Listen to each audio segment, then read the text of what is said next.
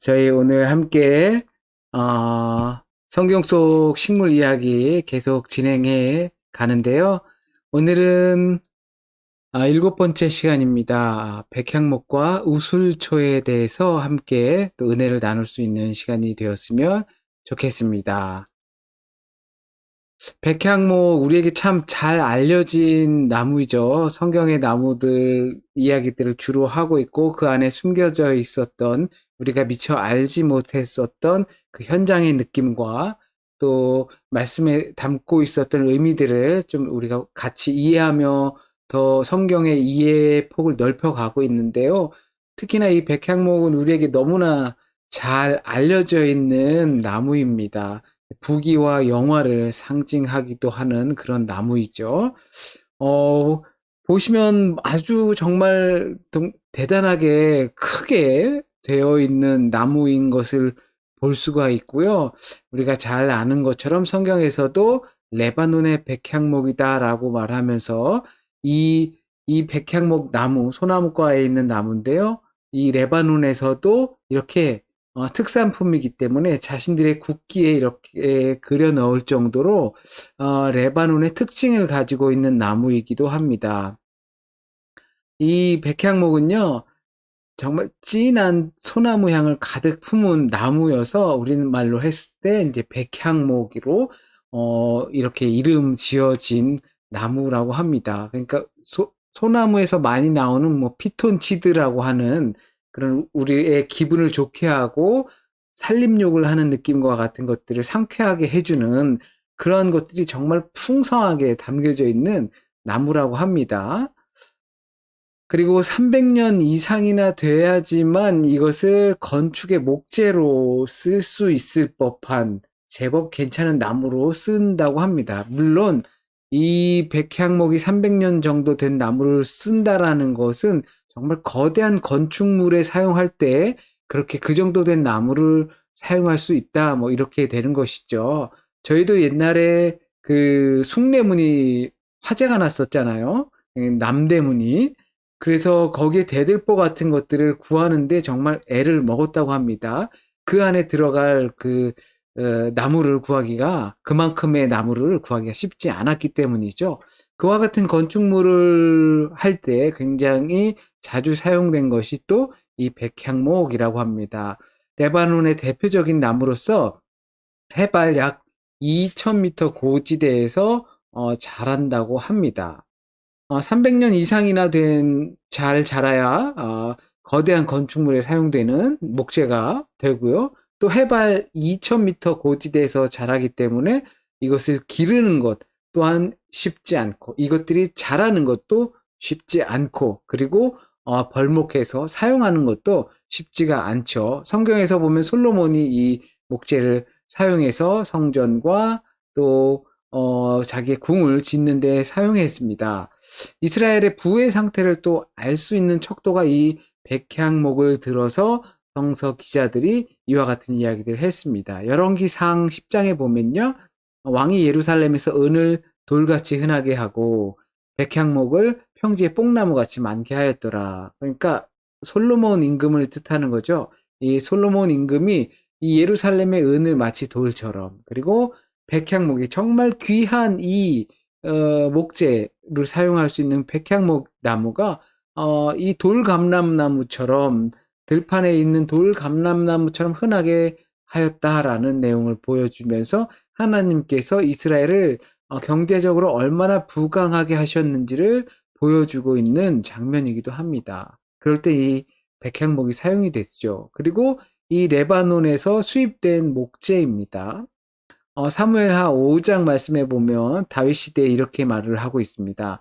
두로왕 히람이 다윗에게 사절들과 백향목과 목수와 석수를 보내매 그들이 다윗을 위하여 집을 지으니 다윗이 여호와께서 자기를 세우사 이스라엘 왕으로 삼으신 것과 그의 백성 이스라엘을 위하여 그 나라를 높이신 것을 알았더라. 다윗이 하나님께서 너무나 사랑하셔서 이 두로왕 히람을 통해서 귀하디 귀한 백향목으로 나무를 지을 수 있게 해주셨다라는 것을 고백하고 있는 장면이기도 하죠. 우리가 너무 잘 아는 것처럼 다윗이 자기 궁에 이렇게 있다가 보니 자기는 이렇게 백향목 궁에 살고 있는데 하나님께서는 이렇게 천막에 거하게 한다는 것이 어, 믿겨지지 않는 상황이었죠. 그것이 바로 비교되는 상황이기도 하지만 백향목으로 지은 건축물이 얼마나 귀한 건축물인지를 말해주고 있는 것이죠. 그리고 말씀드린 것처럼 진한 소나무 향을 피기 때문에 한국에서는 그 향나무라고 있죠. 이 향나무로 빗도 만들고 또 식기 같은 것들도 만들고 해요. 그러면 거기서 이 향나무 향의 향이 고유하게 퍼집니다. 그런데 이 향이 가득한 백향목 나무로 들보를 짓고 기둥을 세우고 한 다윗이 그 안에 있으면 얼마나 큰 행복감을 느꼈을까. 아주 아로마가 가득한 그런 상황 속에 있는 것처럼 느껴졌기 때문에 그러한 상황과 빗대었을 때 자기가 이렇게 큰 행복감을 누리면서 하나님의 은혜 덕분에 살고 있는데 하나님께서 누추한 상황에 있다는 것을 생각할 수 있게 된 거죠. 그리고 이 주요한 건축에 사용된 목재가 또 백향목 나무였습니다. 성경에서 이 다윗의 집 궁을 지을 때 그리고 성전의 기초를 쌓았을 때 그리고 솔로몬의 궁을 짓고 그리고 성전을 건축했을 때 이럴 때 또한 역시 이 백향목 나무로 사용되었습니다. 이 솔로몬이 자기 왕궁을 13년 동안 건축하여 그 전부를 준공하니라 라고 또한 말씀해 주고 있죠. 6장에서는 먼저 7년 동안 솔로몬이 성전을 건축합니다. 그 다음에 그것이 다 끝난 다음에 그래도 먼저 하나님의 전을 지었죠. 그것이 다 끝난 다음에 자기의 왕궁을 13년 동안이나 건축하였습니다. 그러니까 약 자기의 통치 기간 40년 기간 중에 20년 절반에 해당하는 기간 동안 건축을 계속 해온 것이죠. 건축을 계속 해온다는 것은 나라에 굉장히 큰 부담을 주는 사실이기도 그런 내용도 분명히 담겨져 있습니다. 노동을 해야 하고 또한 거기에 세금이 많이 들어가야 하는 것이죠. 그러니까 당연히 국가가 부강할 수 있었지만 그러나 국가가 어려움도 동시에 겪을 수 있다는 것을 우리는 짐작할 수 있게 됩니다. 그런데 또 한 가지 아이러니하게 생각할 것은 다윗 왕이 지어놓은 다윗 궁이 있죠. 그런데 솔로몬도 후에 자신의 궁을 더 크고 오랜 기간 동안 정성을 들여서 지었다라는 것이 또한 이 부분에서 우리가 주의 깊게 봐야 할 것입니다. 지난번에 열왕기 상하를 공부하시면서 이 솔로몬이 우리가 칭찬받는 지혜의 임금으로 알려져 있었지만 그 당시의 성서 기록자들이 이것을 기록하면서 안타까운 이와 같은 마음들을 기록했다는 것을 다시 한번 상기해 보시면서 이 백향목으로 지은 성전과 자신의 솔로몬의 궁을 한번 다시 되짚어 봤으면 좋겠습니다. 이것은 솔로몬의 지나친 과시욕을 우리가 들여다볼 수 있는 부분입니다. 열왕기상 9장 말씀에 19절에 자기에게는 모든 국고성과 병거성들과 마병의 성들을 건축하고 솔로몬이 또 예루살렘과 레바논과 그가 다스리는 온 땅에 건축하고자 하던 것을 다 건축하였는데 이스라엘에 가면 무기또라는 곳을 가게 됩니다. 간 적이 있는데요, 또 그렇게 되면 거기에 우리가 잘 아는 것처럼 요시야 임금이 거기서 죽게 되지요. 그리고 그것을 예레미야가 너무 슬퍼하는 장면도 우리는 잘 기억하실 겁니다. 그런데 그 성은 솔로몬이 터를 잡아놓은 곳이었습니다. 이 거기서 말을 기르고 말을 이렇게 길러냈던 장소 중에 하나가 또 무기또였던 것입니다. 그만큼 솔로몬은 이렇게 자신의 과시욕을 보여주기 위해서 말을 세 군데 정도 이렇게 마병을 길러내고 했었는데요. 이것이 물론 후에 조금 보겠지만, 음, 이스라엘의 현장에서는 잘 맞지 않는 상황에서 했다라는 것을 생각해 볼 때, 솔로몬이 자신이 가지고 있었던 권력이나 힘 같은 것을 자랑하고 싶었던 것이 분명히 있어 보인다라는 것이죠. 그리고 솔로몬 왕이 쳐서 느린 금으로 큰 방패 200개를 만들고 작은 방패를 또 300개를 만들었습니다. 그래서 열왕기상 10장에서 이렇게 이야기를 해주고 있는 겁니다. 방패를 만들 때 놋방패가 아니고 금방패로 만들어서 병사들에게 하사했다라는 거죠. 200개, 300개, 총 500개를 만든 것이었습니다. 어떻게 보면 자신들이 가지고 있었던 이 부분에서도 재력이 얼마나 되는지를 과시하는데 사용했던 것입니다. 그리고 열왕기상 10장에서 이어서 왕이 예루살렘에서 은을 돌같이 흔하게 하고 백향목을 평지에 뽕나무같이 많게 하였더라 라는 말씀처럼 그것을 과시하는 모습을 또 볼 수가 있습니다. 또한 열왕기상 14장에서 르호보암, 이제 솔로몬의 시대가 지나고 르호보암으로 넘어가면서 두 나라로 갈라지게 되었죠. 그때 이집트 군사들이 시삭 예굽의 왕 시삭이 예루살렘을 치기 위해서 올라왔을 때 르호보암이 보물을 다 갖다가 바치게 됩니다. 그리고 그 대신 놋으로 방패를 만들어서 시위대장의 손에 맡김해라고 성경에서 기록을 하고 있습니다. 그러니까 다 빼앗기고 나서 그제서야 놋으로 방패를 만들어서 군사들에게 주었다라는 것이죠. 이와 같은 내용에 있어서 모세는 민수기를 통해서 이미 경고하고 있었습니다. 네, 신명기에서 경고하고 있었습니다. 그는 병마를 많이 두지 말 것이요. 그러니까 너희들 중에 왕이 되고자 하는 자들이 있다면 왕을 세우되, 그리고 그 왕을 아무렇게나 세우는 것이 아니라 다윗 솔로몬이 혈통대로 가는 것처럼 다윗의 혈통이, 그러니까 혈통이 이루어질 수 있게끔 세우라. 그리고 그는 왕이 되면 그 왕은 병마를 많이 두지 말고 마병을 병마를 많이 두지 말라는 것이죠. 그리고 아내를 많이 두지 말고 이방 여인을 많이 두지 말고 또한 은금을 많이 쌓지 말 것이니라라고 하는 이 모세의 경고를 솔로몬이 그대로 어기고 말았다라는 것을 열왕기서를 통해서, 그리고 열왕기 기록자들이 그것을 비판하고 있었던 것이죠. 그러나 다윗에게 약속하신 것처럼, 그리고 솔로몬에게 약속하신 것처럼 그 당대에는 그 경고의 메시지를 통해서 그들이 위협을 받는 일은 없었지만 그 후대에 그것이 쌓여서 결국은 하나님께 이 선지자들을 통하여서 하나님의 메시지가 강렬하게 던져지게 되었던 것입니다.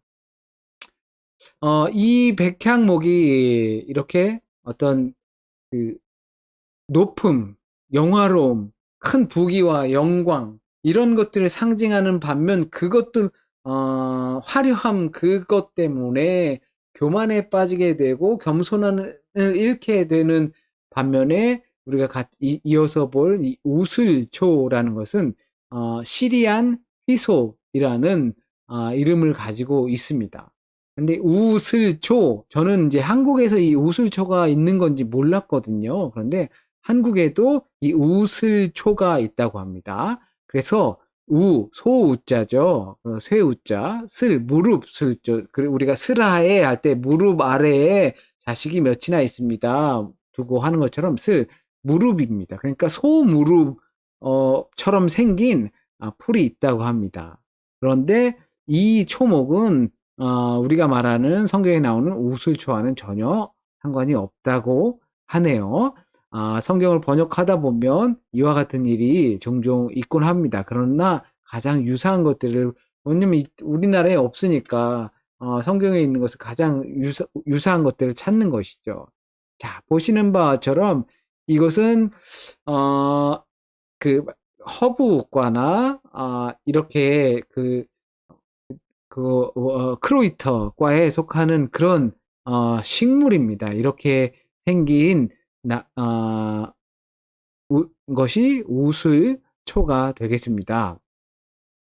이 성경에 나오는 이 우슬초는 돌 틈에서 자란다고 합니다. 그리고 담벼락 사이에서 어렵게 메마른 곳에서 자란다고 하고요. 그리고 향신료로도 허브니까 크로이터니까 우리가 향신료로도 자주 사용하고 방부제로도 사용이 된다고 합니다. 그리고 민간 치료로 사용된 건데 크로이터니까 차로도 사용할 수 있고 우리가 라벤더를 먹으면 좀 진정이 되는 것처럼 또 카밀레를 먹으면 어떤 그 독소들을 제거해 주거나 염증들을 예방해 주는 것처럼 이렇게 우슬초도 그와 같은 기능을 갖고 있는 거죠. 그래서 어떤 그 뭐죠? 휘기니시 할 때 지금 말이 잘 생각이 안 나는데요. 소독하거나 또 병균이 번지는 것을 막아주거나 이런데 우슬초를 사용했다고 합니다. 그래서 성경에선 이것을 정결례에 사용하는데 이 우슬초를 사용한 것을 성경에서 찾아볼 수가 있습니다.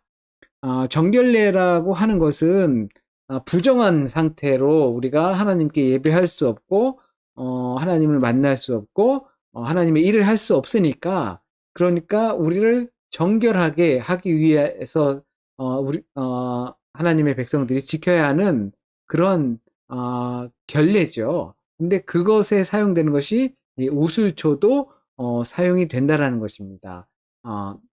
거기서 그가 또 초목에 대하여 말하되 레바논의 백향목으로부터 담에 나는 우슬초까지 하고 이렇게 말하는 이유는 솔로몬에 관한 이야기인데요. 솔로몬이 초목에 관해서 식물에 관해서 참 많이 아는데 이 백향목에 대해서도 잘 알고 우슬초까지도 다 안다라고 이야기를 하는데요. 성서학자들은 이 부분에 있어서 백향목은 정말 귀한 나무인 거고 우슬초는 담에 난다고 하니까 조금 하찮은 식물로 여겨지는 낮은 식물로 여겨지는 그래서 두루두루 귀한 것과 낮은 것까지 그 굉장히 박학한 지식을 가지고 있다라고 이야기를 합니다. 그런데 이것을 조금 우리가 좀 적용할 부분으로 좀 생각하면서 이해를 하면 솔로몬이 백향목과 같은 고귀한 영화로움을 경험했죠.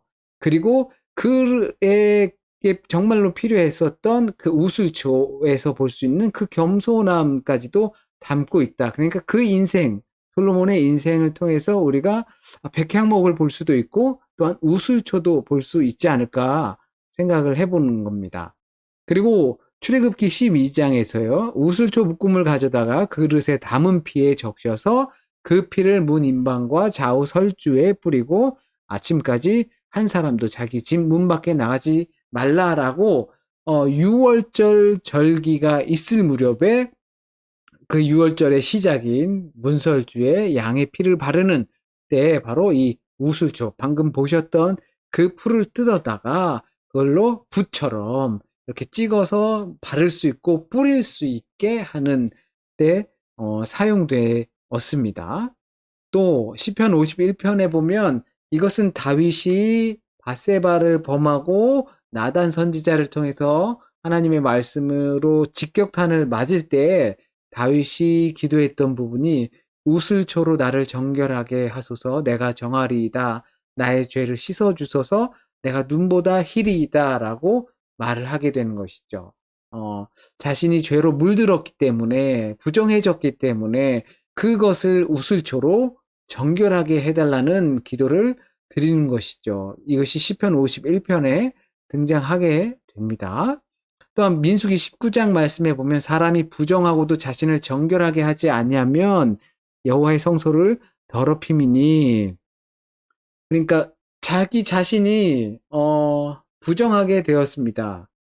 그것을 알면서도 그것을 정결하게 하지 않는다면 그것은 하나님의 성소를 더럽히는 결과를 가지고 온다라고 하는 것이죠. 그래서 여기서 정결하게 하는 물로 뿌림을 받지 아니하였은즉 부정하니라. 이 정결하게 하는 물이라는 것이 이 우슬초와 이것들을 성경에서 나오는 홍색 실과 그리고 백향목을 가지고 태운 재를 가지고 실로암 못에 물을 타서 그것을 우슬초에 찍어서 뿌리고 바르는 것. 그것을 통해서 정결하게 만드는 것이거든요. 그렇게 정결하게 하지 않으면 하나님의 성소를 더럽히는 것이다 라고 이야기를 해주고 있는 것입니다. 여기서 우리가 더 깊이 있게 생각해야 할 부분이 부정한 것을 알고도 또는 부정함을 모른다 하더라도 우리가 하나님 앞에 나아가는데 그런데 이것을 정결하게 하지 않는다면 우리 스스로를 정결하게 하는 그것을 거치지 않는다면 하나님의 성소를 더럽히는 것이다 라고 하는 거죠. 우리는 뭐 스스로 생각하기는 나는 정결하지 못해 부정한 사람이야 라고 생각하면서 기도를 할 수가 있겠지만 그러나 우리가 그것을 알면서도 정결한 길로, 거룩한 길로, 그러니까 기름 부음을 받을 수 있는 길로 가지 않는다면, 그렇다면 하나님의 성소를 더럽히는 것, 하나님의 이름을 더럽히는 결과가 되지 않겠는가 생각해 봅니다. 그것을 다르게 생각해 보면 바로 예수께서도 어, 요한복음 19장에 보면 이와 같은 장면이 나옵니다. 거기 신포도주가 가득히 담긴 그릇이 있는지라 사람들이 신포도주를 적신 해면을 스펀지 같은 것을 우슬초에 매어 예수의 입에 대니 그것을 적시고 다 이루었다라고 말씀하시지요. 어, 포도주라는 것이 결국은 예수 그리스도의 피를 또한 상징하지요. 그리고 우슬초라는 것은 정결하게 하는 물 또는 정결례에 사용되는 풀, 초목이기도 하지요. 그것을 통해서 예수 그리스도의 성육하신 하나님의 사역이 다 이루어지는 것입니다.